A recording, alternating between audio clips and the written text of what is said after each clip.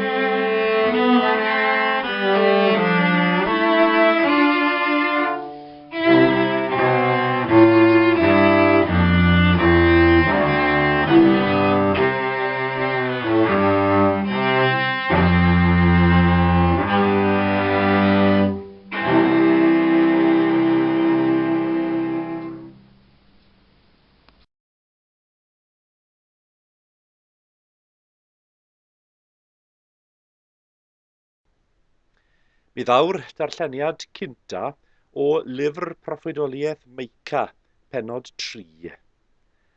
Yna dywedais, clywch benaethiaid Jacob arweinwyr ti Israel, oni ddylech wi wybod. beth sy'n iawn. Yr ydych yn cashau daioni ac yn caru drygioni, yn rwygoi crôn oddi ar fy mhobol, a'i cynawd oddi ar ei hesgyrn. Yr ydych yn bwytau cynawd, yn blingoi crôn oddi amdanynt, yn dryllio'i hesgyrn, yn ei malu fel cynawd i badell ac fel cig i grochan. Yna fe weiddant ar yr arglwydd, ond ni fydd yn ei hateb. Bydd yn cuddio'i wyneb oddi wrthynt yr amser hwnnw, am fod i gweithredodd mor ddrygionus. Fel hyn y dywed yr arglwydd am y proffwydi sy'n arwen fy mhobol ar gyfeiliorn.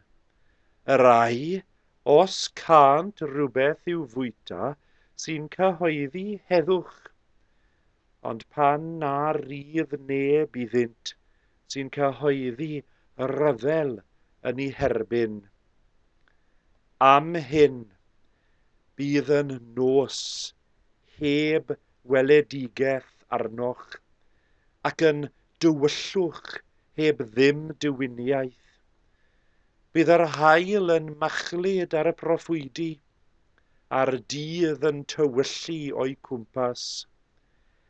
Bydd y gwleidyddion mewn y gwarth, a'r dewiniaid mewn cywilydd. Byddant i gyd yn gorchuddio'i genau am nad oes ateb oddi wrth Dduw.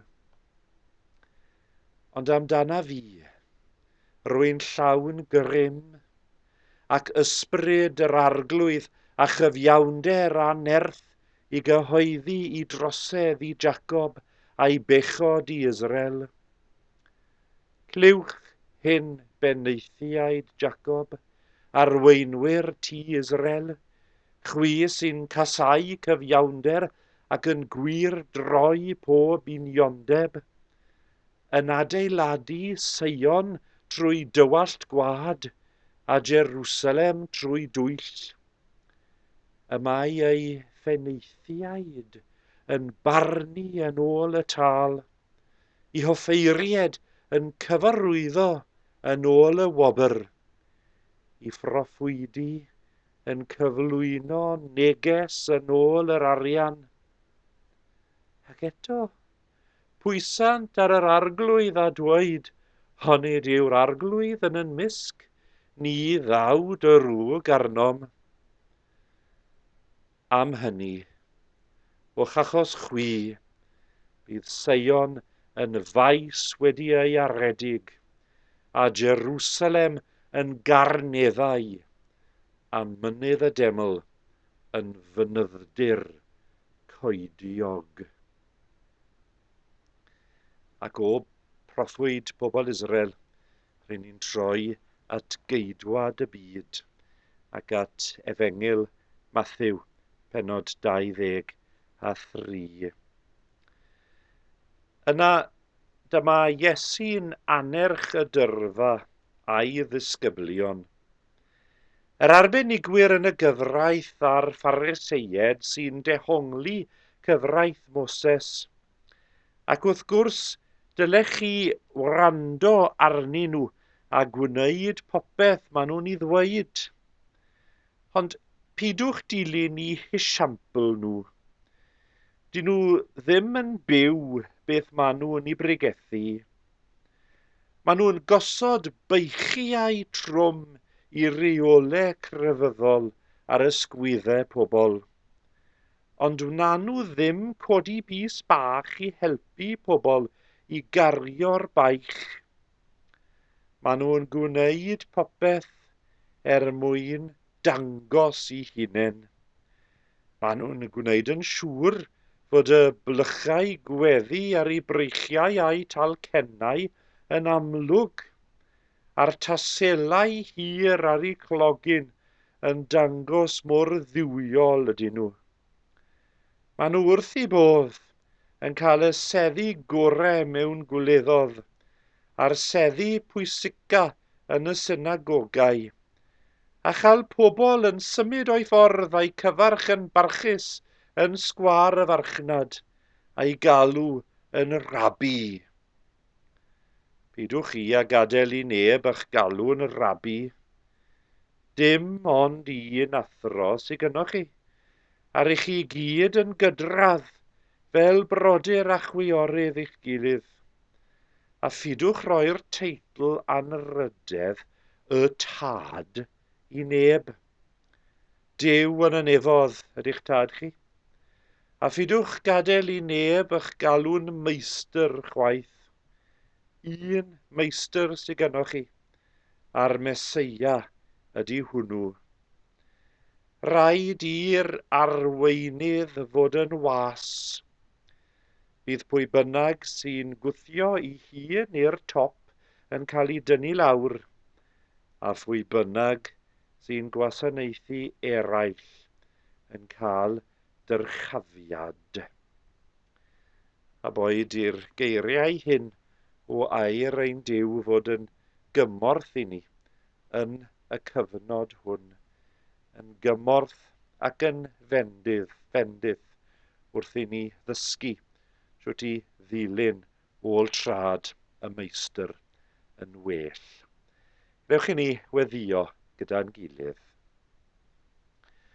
Rydyn ni yn rhoi diolch i ti o Dduw, fod canllawiau clir a chadarn wedi ei gosod yn dair ar ein cyfer ni. Fod Iesu wedi dangos i ni siwt i fyw, a nid wedi pregethu'r geiriau yn unig, nid wedi adyrodd cyfraith yn unig, ond wedi byw bywyd gras ym mhob munud y bu ar y ddeiar, ym mhob awr nath e dreulio ymhlith y disgyblion yma ar y ddeiar. Diolch i ti amdano fe, a diolch o Dduw bod y gras a roddodd ef yn ein calonnau ni heddi trwy dy lan ysbryd di dy hun. Par un unai gerdded yn y llwybrau gras. Par un unai o Dduw efelychu esiampl Iesu Grist yn ceidwad ym mhob peth. A chlyw ni nawr os gweled i'n dda wrth i ni gyflwyno anghenion y byd i'r sylw tadol. Rydyn ni yn cofio o Dduw am yr anghenion heddi. Yn cofio annau yn dechrau ar cyfnod y clod dros dro, am y sawl sydd yn ofni byddan nhw yn cael eu anghofio a'i hamddifadu, am y rai sydd yn becso ynglyn â derbyn hanfodion bywyd. Bydd di yno o Dduw, anfon ffrindiau, anfon cyfeillion da i roi o Dduw y cymorth sydd ei angen yn ei bryd. A rydyn ni yn parhau i weddio am yn harweinwyr ni, yn yr awdurdodau lleol ac yn y Llywodraeth a'r Senedd yng Nghaerdydd a'r Llywodraeth a'r Senedd yn Llundain. Rod y ddoethineb iddyn nhw o Dduw i wybod yn iawn beth i'w wneud ac i gario'r pethau yn mas gan roi fuddiannau y tlawd yn ein cymdeithas ni gyntaf. Ni'n cofio am genhedloedd y byd hefyd. Pob un yn wynebu i sialensau i hunan. Rydyn ni'n gweddio yn y cyfnod hwn o etholiad yn America am ddoethineb i bob un fyddon bwrw pleidles.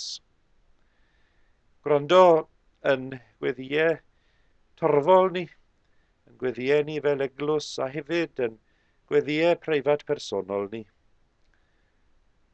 Gwrando yn cri wrth i ni agor yn calonnau gydyfrondi, wrth i ni gyflwyno i ti ar y nwyliau dyna sydd yn dost heddi, neu sydd yn galaru, A mae rai sydd yn teimlo'n unig, yn teimlo bod eisiau ffrindiau arnyn nhw. Bydd di yno os gweled di'n dda. Clyw yn cri, a mynd i ofyn y pethau mae i gyd yn enw Iesu'n ceidwad a'n dysgodd ni i weddio gyda'n gilydd drwy ddweud. Ein tad yr hwnnwyd yn y nefoedd, sancteiddier dy enw, dele dy deyrnas, gwneler dy ewyllus, megis yn y nef, felly ar y ddeiar hefyd. Dyro i ni heddiw ein bara beunyddiol, a maddau i ni ein dyledion, fel y myddaiwn innau hi'n dyledwyr, ac na garwain ni hi brofedigaeth, eithir gwared ni rag drwg, gan es eiddo ti yw'r deyrnas, a'r nerth a'r gogoniant, yn oes oesoedd. Amen.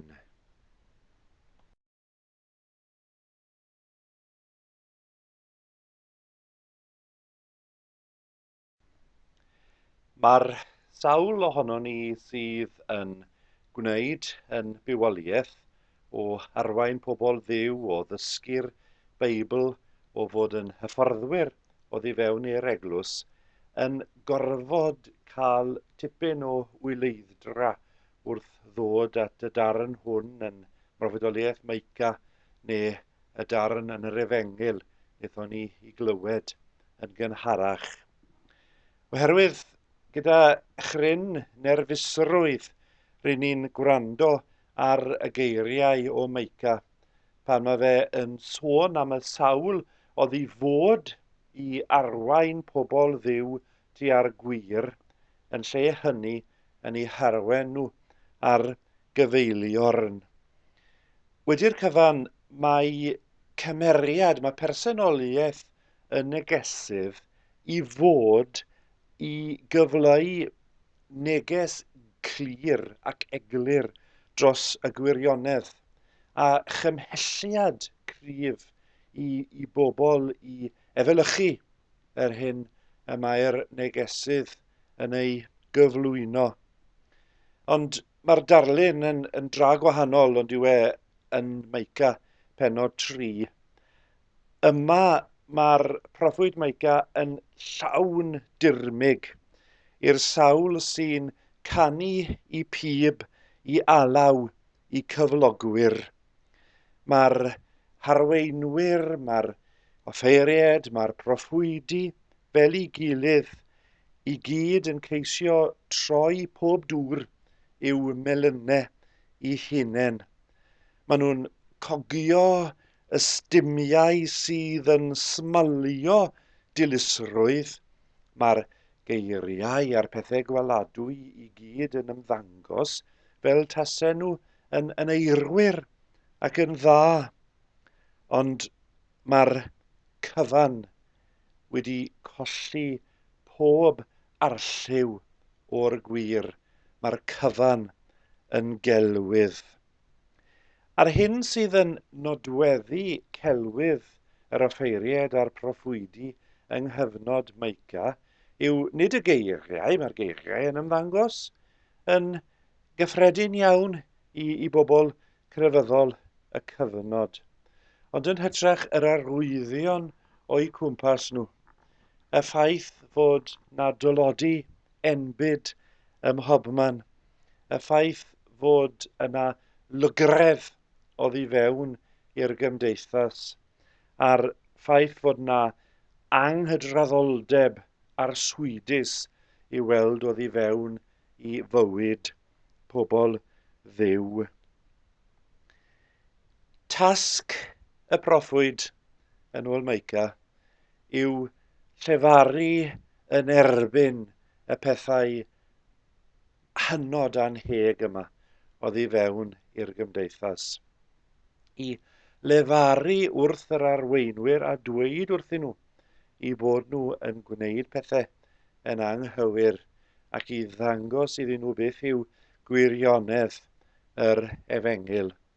Ond yn lle hynny, yn lle sôn am gariad Duw a chariad cymydog, mae'n well dan nhw i dderbyn pob cyfle i gael eu llwgrwyo, pob cyfle i dderbyn arian, i dderbyn anrydedd a'r gam. A mae Micha yn rybyddio, os fydd hyn yn digwydd, nid yn unig fydd pethau yn dywyll ar y gymdeithas, nid yn unig bydd pethau yn mynd o ddrwg i wath yn y ffordd fydd bywyd cymdeithasol yn cael ei fyw, ond fydd hyd yn oed gair proffwydol Duw yn cael ei bylu. Bydd gair y Duw yn dod yn bryn, a bydd pobl yn ei chael ei anodd hyd yn oed pan bydden nhw yn galw arno fe i glywed i lais. Ystyriwch, tasau Micha a'r criw proffwydol o'r Hen Testament yn ymddangos yn yn heglws ni, yn byd ni. Bydden nhw yn cael eu derbyn a breichiau agored, neu bydden nhw yn cael eu ystyried yn rhyw fath o eithafon penboeth, a bod rhaid rhoi taw ar ei geiriau rhywsut neu gilydd. Roedd hi'n ddiddorol ond oedd hi yn yr wythnos yma a Thibo pan nath 5 archesgob Anglicanaidd ynysoedd Prydain ac Iwerddon rybyddio bod un o'r cyfreithiau sy'n mynd trwy'r Senedd ar hyn o bryd yn amharu y bywyd cymdeithasol a'r cyd berthynas yn enwedig ar Ynys Iwerddon.